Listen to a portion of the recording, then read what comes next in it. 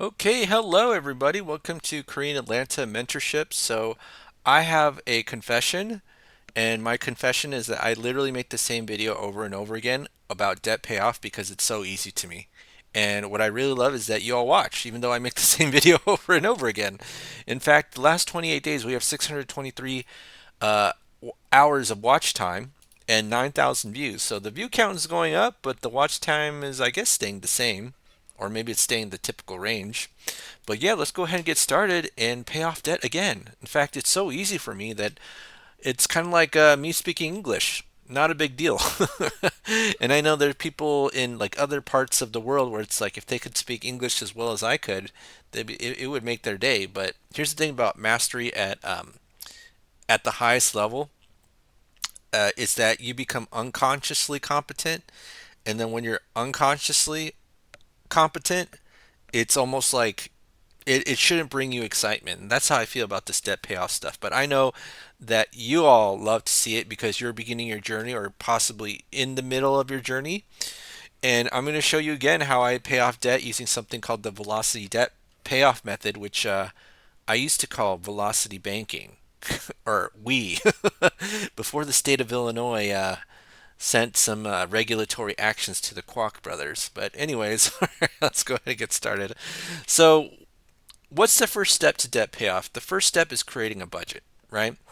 And why a budget? Because your budget is your debt attack plan. So you have your income, you have your expenses, you have your leftover checking and savings, and you could see here that hey, we're not at zero, but usually we love to do scenarios where you have almost nothing left over. We have $400 left over, but when you're making over 100 or about $100,000 a year, and you only have $400 left over, and because you got a lot of debt and times are tight, it's kind of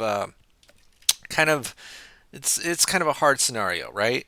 And in our expense breakdown, we have to list every single debt that we have. So we see we have four credit cards, an auto loan, student loan, and a mortgage. And then on top of that, we have our personal expenses that are not tied to debt, food, gas, insurance, and all the other good stuff, right?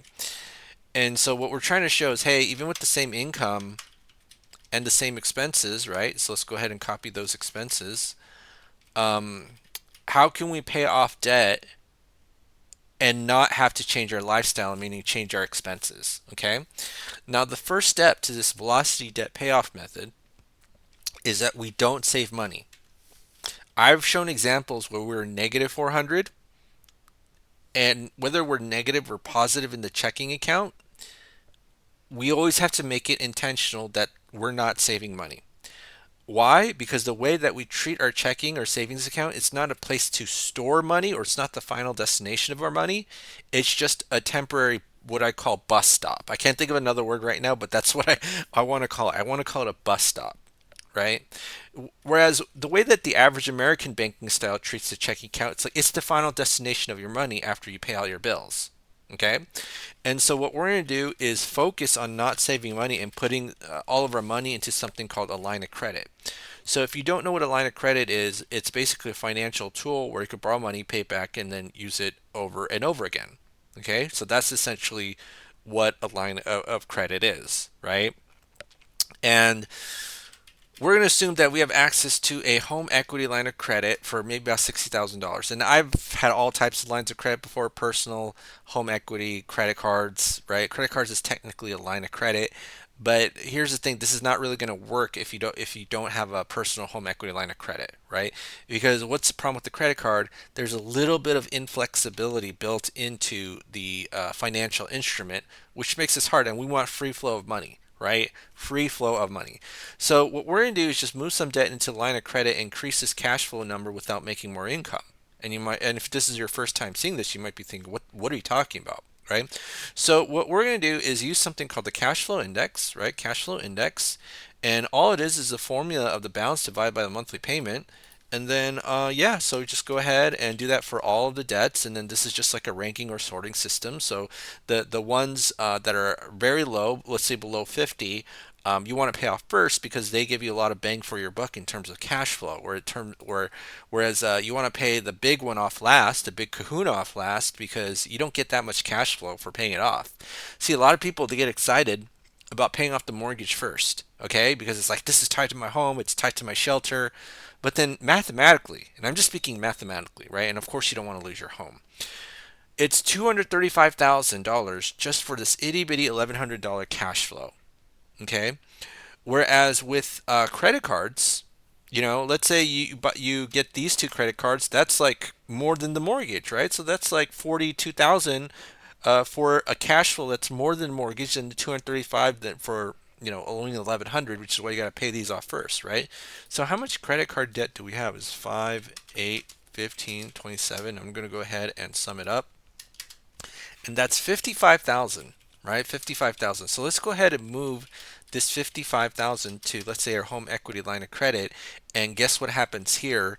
Oh my goodness, these four credit cards go to zero. And let me go ahead and zoom in, dramatic zoom from $440 of checking and savings to $2,218.33 without making more money. So you see how the income is the same, and we just shuffle some expenses, and somehow this goes to this. Folks, this is boring to me now because I've done this a gajillion times. But if this is your first time watching this, you're probably having what I call we used to call it the velocity banking poker face, but we can't use that velocity banking word now. Velocity debt payoff poker face, right? So, yeah, and why do we call it the poker face? Because, you're thinking one thing, and then you probably have a stone cold expression on the outside, and then lots of emotions and feelings in the inside. And I'm going to tell you something, right? Like, I do these presentations, or I used to do these presentations in like real life, and every time I did it, um, people's faces would just kind of be like they were not impressed. But what probably happened is that once they left the building, they were probably looking up on their phones on Google or YouTube, and surprise, I'm on YouTube. Okay. All right. So now here's the thing, and here's the elephant in the room I do want to address.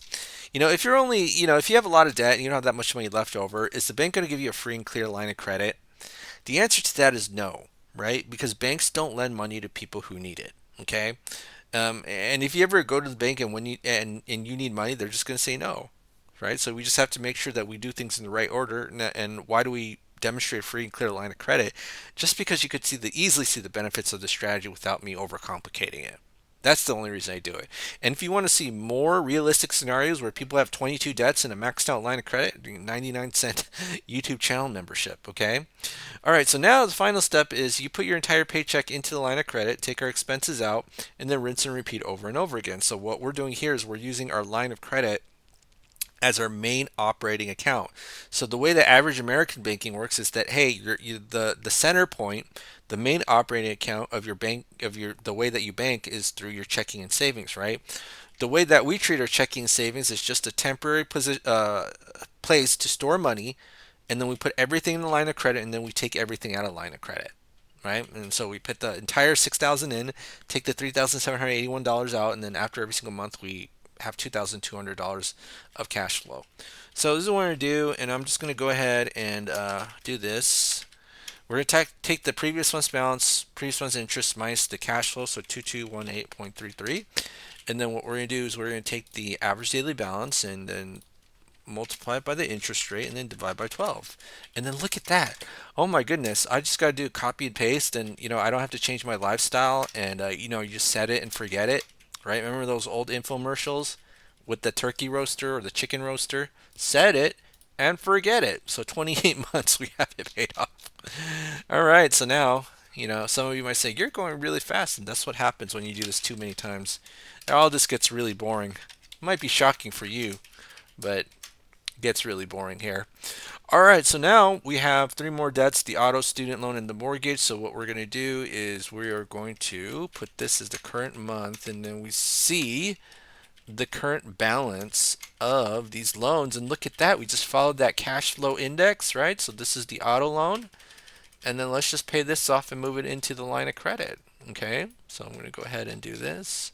Control B and plus 12142.6 42.61, and then now let's go ahead and increase our cash flow because we just moved this auto loan into the line of credit, and guess what, this one goes to zero. And then now it's $2,600 of cash flow, And I'm just going to go ahead and copy and paste this right here. And then this is going to be 2613.64. And then I'm going to copy and paste. Then 32 months, it's paid off. Woohoo! Less than 3 years. We paid off our credit cards and the auto loan. So 32 months. Let me go ahead and zoom in a little bit here. So it might be a little bit small for you. So 32 months, and then be 32 plus 40. No, 22. Oopsie. 55 plus 22. 77K. Okay, 77K. All right, so now we have the student loan and the mortgage, and then at 32 months, so I'm just going to do this, 32, 32, and then it's going to be 0, and then this is 31 grand, right? So 31 grand student loan, 7% loan, 8% line of credit. Might be a little bit weary about that. In fact, even if I move this loan into a line of credit, I might slightly overpay, but it's okay. Don't worry about it. All right, so just go ahead and do this, and then I'm going to do this, and then this is going to be plus 31895.42. And then we just do the same thing over and over again. So go back here, student loan $464. Now it just becomes a 0, right? And then now this is $3,078 of cash flow. And let's go ahead and do this right here, Control V. And I'm just going to do this. So 3078.07, and I'm going to go ahead and do this. And this is going to be 43 months. 43 months is paid off. Okay, so now I'm just going to go to this right here. So, and then it's going to be 77 plus 40, which is going to be 117K. And then now it's going to be the 30-year mortgage. So at 43 months, what's the balance of the 30-year mortgage? Is 219,000. And then so when it comes to the 30-year mortgage, we have to be very, very careful, because think about this. What does this high cash flow index number mean? It means that if you pay this off, you get itty bitty amount of cash flow. So if we move this big balance, you only get a small payment, or relatively small payment, which is why we don't move the entire loan into a line of credit. However, you might still want to use a line of credit. Now, I'm going to confess to you something. Some people say, hey, you can't do extra payments, right? And I would say, no, you can do it. And if you can do it, you should do it. But most people can't. Why can't they? It's because it's a struggle to actively put more money into a one-way street called a loan, right? And not only that, what happens is that if you overpay a loan and then you need more money, well, guess what? Now you have to use credit cards, lines of credit as a backup, and then you're engaging in what we call income segregation. Income segregation. See, I used to make a joke, and kind of a pretty bad one, that the reason why society doesn't care about if about solving the racism issue, or in the sense that, hey, if racism is solved, society doesn't really care, or at least the people in charge don't care, is because it doesn't affect their bottom line. But you know what will affect their bottom line? Income segregation, which is why they don't want it to be solved, if that makes sense. Okay. So what do I mean that by that? What's income segregation? Well, basically your paycheck comes in and it gets split all over the place. Look at how it gets split all over the place, and then you have to now put the leftover in checking and savings. And another way you can kind of think of it is like death by minimum payments, right? Death by 1,000 cuts with by minimum payments. So that's another way you can think about it too, right? So that's one of the reasons why we still might want to use a line of credit till the very end to even pay off your mortgage, because you're still putting your money in one place. You're not segregating your income, right? And not only that, this is the part I really love. You don't have to think, because what's the main benefit at this stage is that you literally do not have to think about how much money you're putting into the line of credit or into the loan, right? All your money is just going to the line of credit, making sure your checking goes to 0 and your line of credit goes to 0, and you rinse and repeat over and over again, right? So let me just show you how that works, right? So let's say we move $6,000 of the mortgage into a line of credit. Okay, I'm going to show you how this works. So all I got to do is just plus 6,000, and then bam, in 2 months it got paid off. Oh, look at that! That was so easy. See, you just kind of do that. They call it chunking, but I'm going to call it sweeping now. Kind of like sweep the leg with the Karate Kid. But you just kind of see this, and actually, what's the let me just go here. What's the current? expenses. You know what? Because we paid off all our debt, let's just increase this to $2,000 and go to Chipotle a couple times a week. Right? Chipotle used to be so cheap. It used to be like $6 for like a huge bowl, and now it's like $12 for a slop, AI slop. No, I'm just kidding. All right, so now let's just go ahead and do this. You see, it gets paid off in 4.9 years if you put in the all the figures and $6,000 chunk. Now, let me just show you something that a lot of people don't understand. If you move this entire loan into a line of credit, look, you literally pay double the interest. You don't want to do that, okay? Here's the other crazy part. I'm going to show you this, what a lot of people don't believe. If you use a 30% line of credit and do small sweeps or small chunks, you will literally pay less interest than moving the entire loan into a line of credit. Okay? You will literally pay less interest on 30%, let's say credit card, than an 8% line of credit if you move the whole loan to line of credit. A lot of people don't understand this. You know what I'm saying? But let's just go ahead and do this 8%, live a little, $2,000 of our expenses. Let's increase that. Okay, and now it's 5.2 years. Right? 5.2 years, a little bit more interest, but at least we lived a little bit. All right, so let's go ahead and just do this. And what are we going to do? This is going to be 0. And that's going to be 5.2 years. Yeah, 5.2 years. Well, that's fine. If we stuck to our Dave Ramsey-ish, you gotta live like no one else. I'm like, oh, I'm too lazy for that. Anyway, so it's gonna be 43 divided by 12 plus 5.2, so that's 8.78. 8.78 years until we're debt free. That's effing insane, boss. That's effing insane, brah, bro. Okay, well, that's it for today, folks. I'm sure it was very shocking how, if this was your first time watching this concept, how shocking it is to easily pay off debt, whereas for me, I'm just a little bit bored because I've just been doing this over and over again. That's how you know when you're a master, right? It's like one of those kung fu films where you watch that guy where he seems like, he's just like stroking his chin and it's like a white beard and he doesn't look that tough. And then once you see him in action, it's just like bam, bam. Okay. All right. Well, have a great day and I'll see you on the next video.